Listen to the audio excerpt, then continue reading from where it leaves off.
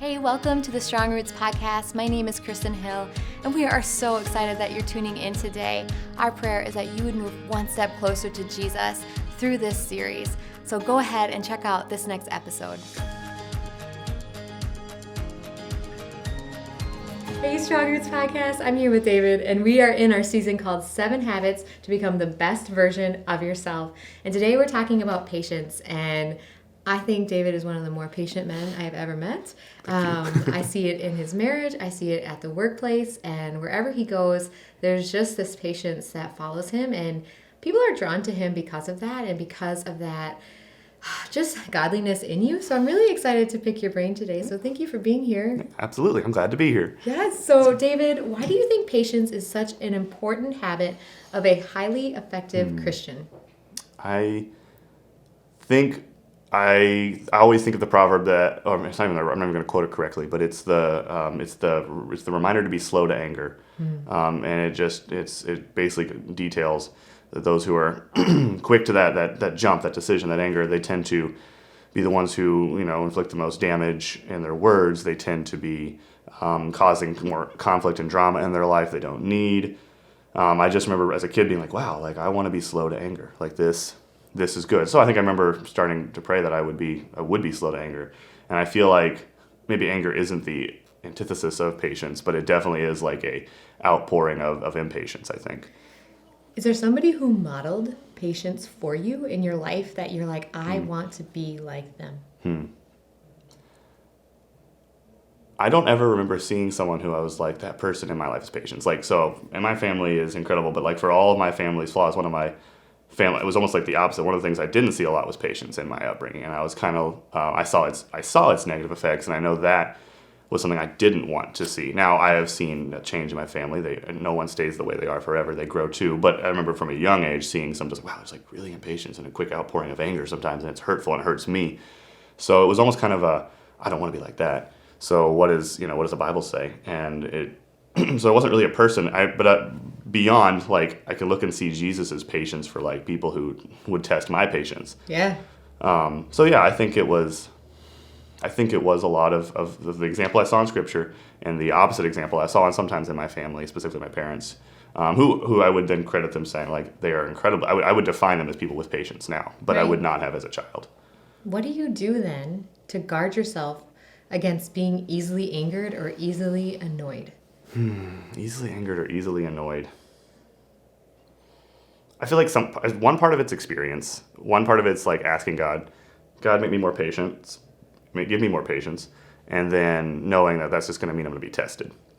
I feel like asking for it is basically like, okay, well, here's a circumstance where you have to be patient, and you didn't, and you weren't. And so it's almost like you learn through, you gain patience, not overnight, but by being put in places where you have to choose to be patient. Yeah.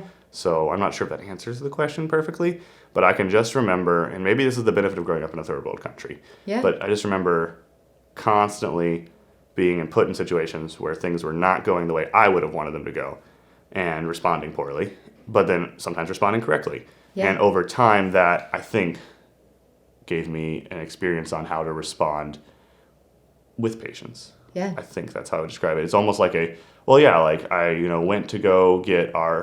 went with my dad to get our heater and air fixed, and the guy wasn't there. And, he's not going to be there for 3 months. Okay, cool. You have no heat and air for 3 months. Wow. Something like that would be the kind of thing. It's like those over time, over and over again. It's just like, well, I mean, I can either continue to explode and lose my mind, or I can say this is the way that it is.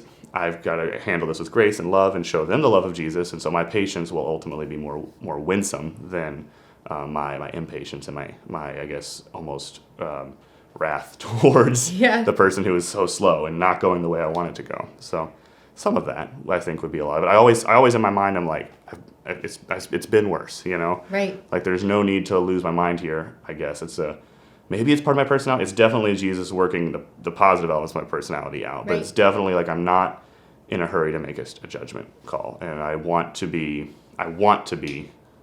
understanding fully before I speak. So I want to really know the situation. I want to know why they're acting the way they're acting before I respond. So I think there's a desire to really assume the best as well in Oh, people. that's huge. I think, yeah. I think when you don't assume the best, you are easily angered. Yeah, I would agree with that. So what tests your patience the most in this season of your life? What tests my patience the most in this season of life?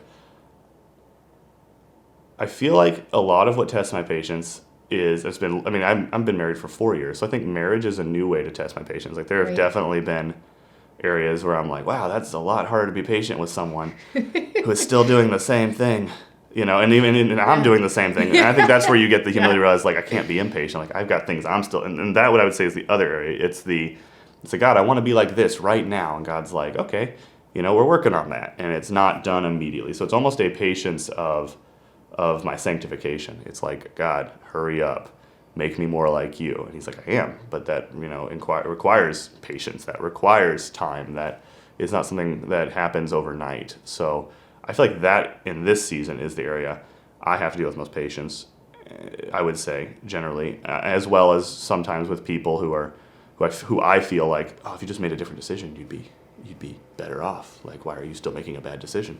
So I think those are kind of the two, maybe three areas where I feel like my patience is most tested, at least. Oh, absolutely. Yeah. Do you feel like it's because why? Well, maybe I should ask. Why do you think that is? Why do you think marriage? I mean, I know there are people listening who are like, yes. Marriage. Yes. Why? I think it's because I always say that it's hardest to love people closest to me. Like, it's easy for me to give patience to the person I don't know or just met or I'm on friendship terms with.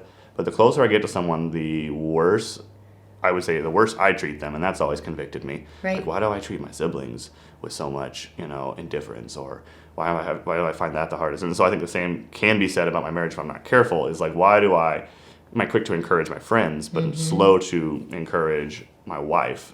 So why do I think it's that way? I think it's just familiarity. You're familiar. You're with them every day, and so there's this, like, it's almost like it's grading over time. If you're not giving grace, if you're not forgiving in your heart, if you're not realizing that you're the same and you're broken and you need that same grace, then Right. and instead that just becomes something that rubs you wrong until it's raw, and you've got an open wound, and then you're more likely to lash out without patience, without assuming the best. But I think if you are giving grace, if you are assuming the best, if you are constantly going before God and choosing to forgive, because people, like our spouse, I wrong Jamie wrongs me. That's just what happens. Like, we're married, so we have to choose to give grace. Otherwise, that turns into bitterness, and I think that bitterness is what breeds impatience ultimately.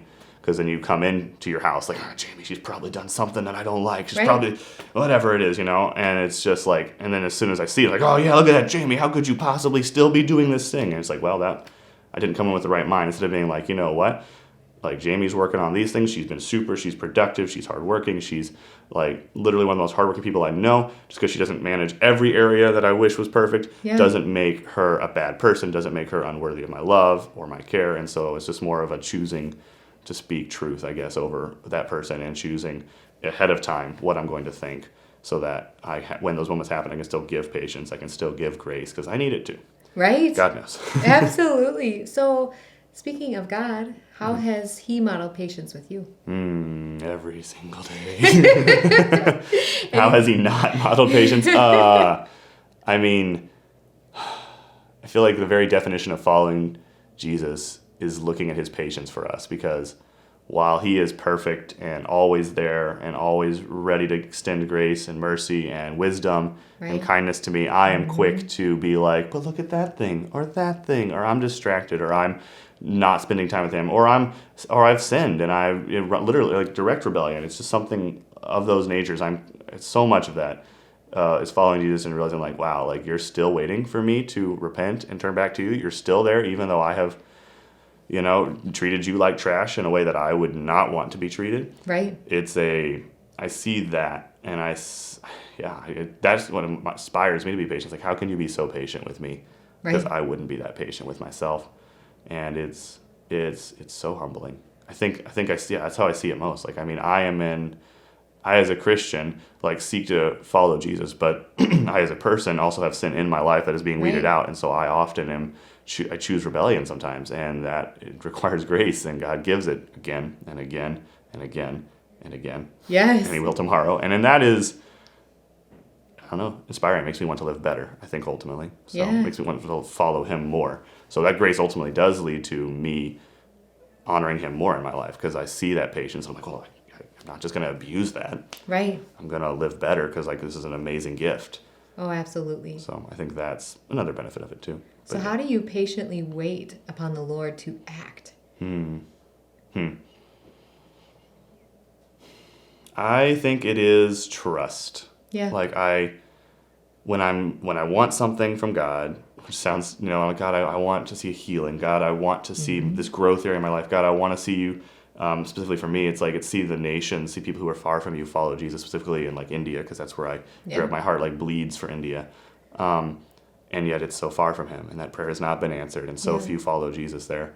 And it seems like, what are you doing? Right. Why are you, don't you love these people? Don't you want them to follow you too? When I have those questions, I think I have to, has a lot of things, but ultimately I have to trust that God is in control. He says he is in control. He says that he is working everywhere. As he says that he is the most powerful. Right. And I have to lean on those truths and say, all right, God, this is what you say. I believe that is true. I choose to trust you with my, doubts about this. Whatever I feel, I'm choosing to trust you now. Thank you that you are at work. Thank you that I can see you working in these places, even though, my doubts may make me blind. Actually, I see you at work in these areas.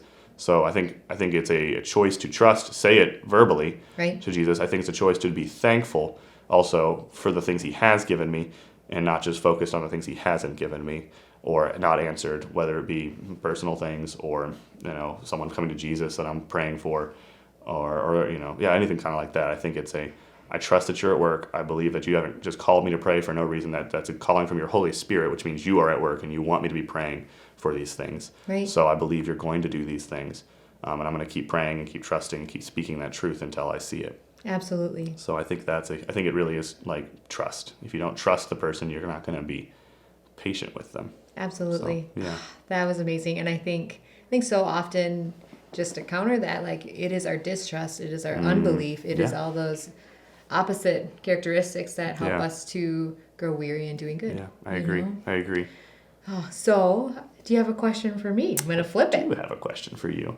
I am married, but I don't have kids. That may happen in the near future. But all that aside, I feel like the world of kids is almost a different battle for patients. They are, I think, one thing quote I've always loved is marriage and kids are like a mirror to your own flaws. Absolutely. So I guess I'm curious, how is being patient with your kids different than being patient with John? That's an excellent question. And I feel like, honestly, people might have a different perspective and opinion, but from my heart, I feel like it's way easier to be patient with my kids than it is my spouse. And actually, my kids have helped me be more patient with John, to be honest, because how can I show this grace, this love, this empathy to my children, but then the person that I chose and is actually my assignment from God, not that my kids aren't, but they're not mine forever. Yeah. John is until we die. Yeah.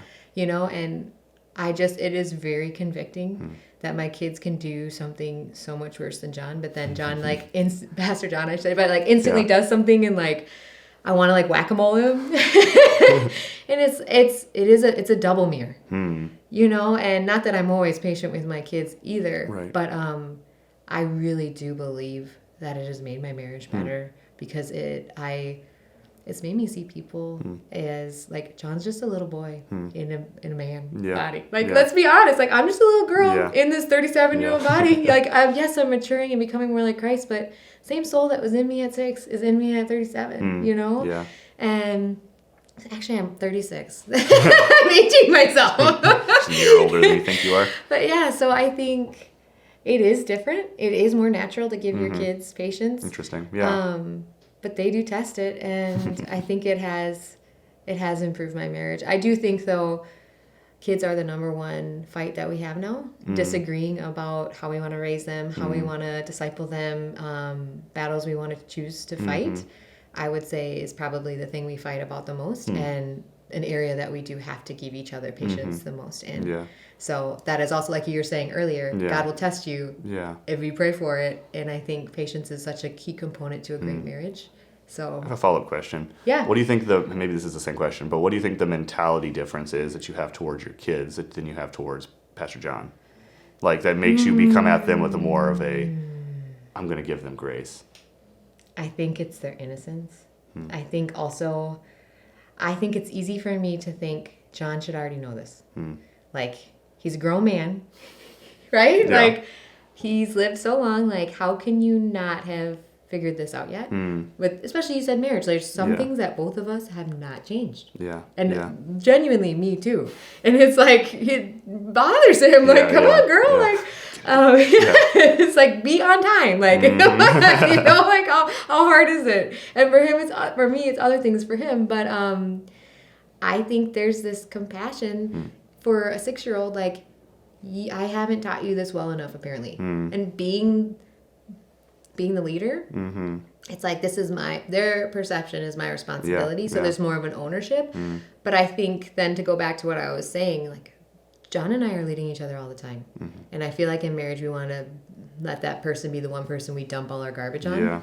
But that is not what Christ calls us to do. Like, I dump my garbage on the only one who can handle it, who's absolutely. God. And like, that's been a mind shift change of, why am I leading my children and not my husband? And vice versa. I know he's the leader of our home, but like, I also do lead him. Absolutely. Yeah. You know? So that is, I think it's their innocence, and their childlikeness. But again, like, if I want John to have childlike faith and to grow him in that way, I need to treat him and dignify him just as much as I do my kids. Good. So thank you for asking those great questions. And Strongards, thank you so much for joining us today. And like David said, be slow to anger and quick to listen and quick to give that patience. And I just love that you talked about how you just need to step back and give people the benefit of the doubt and truly believe the best about them. So I don't know if there's somebody in your life today that you have a hard time giving the benefit of the doubt, but pray that God would give you patience and help you see and give them the benefit of the doubt today. Thank you so much for joining us, and I cannot wait to see you next time. Bye. If you enjoyed today's episode, make sure to follow us on our other social media platforms. We don't want you to miss out on any future content. Thank you so much again, guys. I hope you have a great day. And I want you to know I am personally praying that your roots stay strong.